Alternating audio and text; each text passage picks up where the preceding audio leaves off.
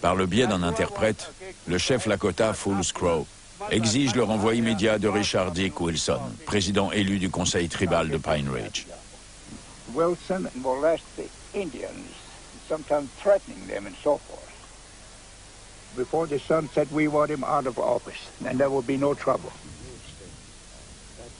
Ma première réaction a été de dire « ce n'est pas de mon ressort. Il faut que j'en réfère à Washington ».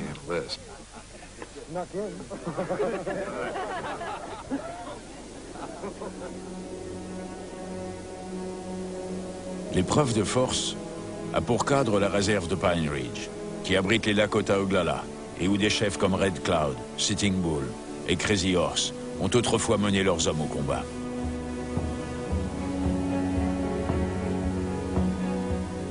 Les Lakota, que les Américains appellent les Sioux, sont de véritables icônes de l'histoire et de l'imaginaire américain. C'étaient des chasseurs de buffles qui vivaient dans des tipis et qui ont combattu le général Custer. La plupart de leurs coutumes font partie de la représentation que les Américains ont des Indiens.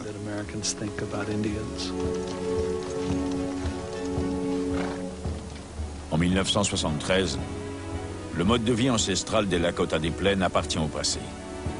C'est désormais le conseil tribal des Sioux Oglala qui administre la réserve de Pine Ridge. Et là où les chefs traditionnels cherchaient le compromis, Dick Wilson gouverne d'une main de fer.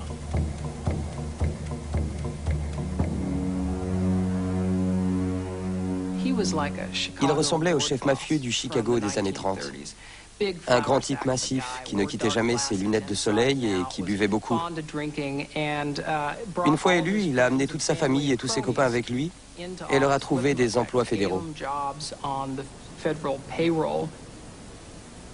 À Pine Ridge, comme dans la plupart des réserves, le conseil tribal et son président avaient le pouvoir de répartir pas mal d'argent et de nourriture, ou de les refuser, ou encore de favoriser une partie de la population plutôt qu'une autre, ce qu'ils faisaient.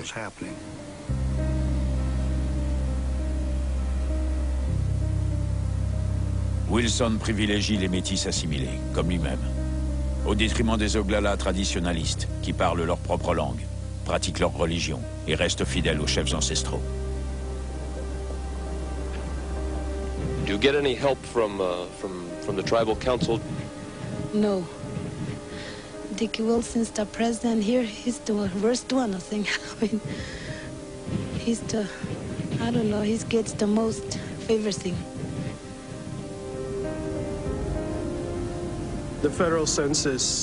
Dans toute la seconde moitié du XXe siècle, les recensements fédéraux montrent Pine Ridge comme la circonscription la plus pauvre des États-Unis. La situation de la réserve est au-delà de la pauvreté. Lorsque les Oglala traditionalistes dénoncent la corruption du conseil tribal, Dick Wilson répond par la violence. Il avait sa propre milice, les Goons, qui intimidaient surtout les non-métis, les traditionalistes. Ses sbires passaient les gens à tabac et les rares qui portaient plainte étaient déboutés par le tribunal. Il contrôlait toute la réserve.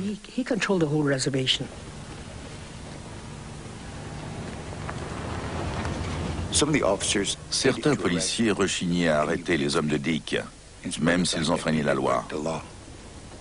Dick m'avait aidé à plusieurs reprises et je me sentais redevable envers lui. Je n'étais pas toujours d'accord avec ce qu'il faisait, mais quoi qu'il en soit, je lui gardais ma loyauté.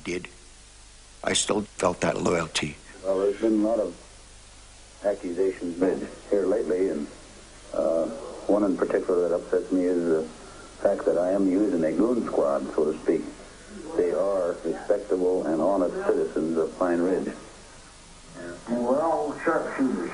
Come to goon squad. Come in. Go and get them. Fin 1972, les traditionalistes se rassemblent pour réclamer la destitution de Wilson. Ils ont créé une commission, la commission des droits civils des Sioux Oglala. Et à partir de là, ils ont eu des documents qui prouvaient la corruption et le détournement de fonds. Ils ont fini par recueillir une pile d'au moins 4 cm d'épaisseur de témoignages sur les violations des droits civils. Mais personne n'a jamais été arrêté.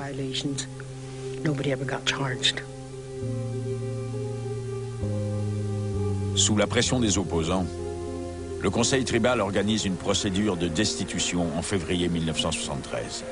Mais Wilson parvient à s'en sortir, en intimidant les témoins et en forçant la main aux membres du Conseil.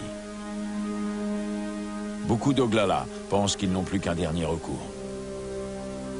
We've always been peaceful and pretty much mind our own business, making our living and raising our family. Law-abiding. Well, I believe that the time has come that we have to commit violence in order to be heard. Now, I don't want to see anybody killed, but the time's going to come when violence might have to be committed in order to wake the people up.